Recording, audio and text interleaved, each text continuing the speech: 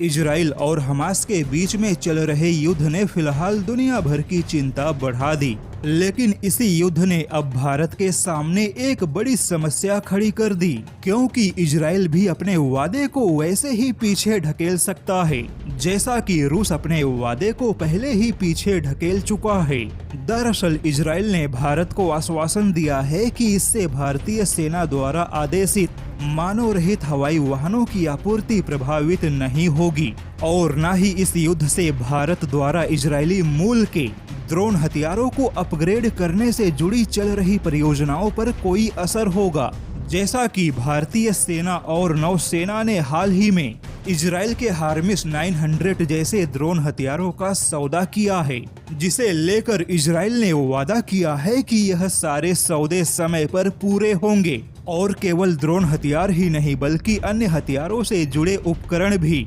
भारत को समय पर निर्यात होंगे। हालांकि इजराइल भले ही भारत को समय पर सभी हथियारों की आपूर्ति का वादा कर रहा है, लेकिन भारत फिलहाल में चिंतित है, क्योंकि रूस ने भी युद्ध के शुरुआती दिनों में ऐसे ही वादे किए थे। लेकिन जैसे जैसे युद्ध लंबा खींचता चला गया, रूस अपने वादे से पीछे हट गया। वैसे ही अगर इजराइल और हमास का युद्ध लंबा चला तो इजराइल को भी अपने वादे से पीछे हटने पर मजबूर होना पड़ेगा। और इजराइल जिस प्रकार से लंबे युद्ध की तैयारी कर रहा है और खुद अमेरिका से बड़े पैमाने पर हथियारों के संसाधन मांग रहा है, क्योंकि इजराइल के सामने केवल हमास नहीं बल्कि हिजबुल्लाह भी मोर्चा खोल चुका है, जिस वजह से भारत फिलहाल चिंतित है, क्योंकि इस समय खुद इजराइल को बड़े पैमाने पर हथियार और संसाधनों की आवश्यकता है।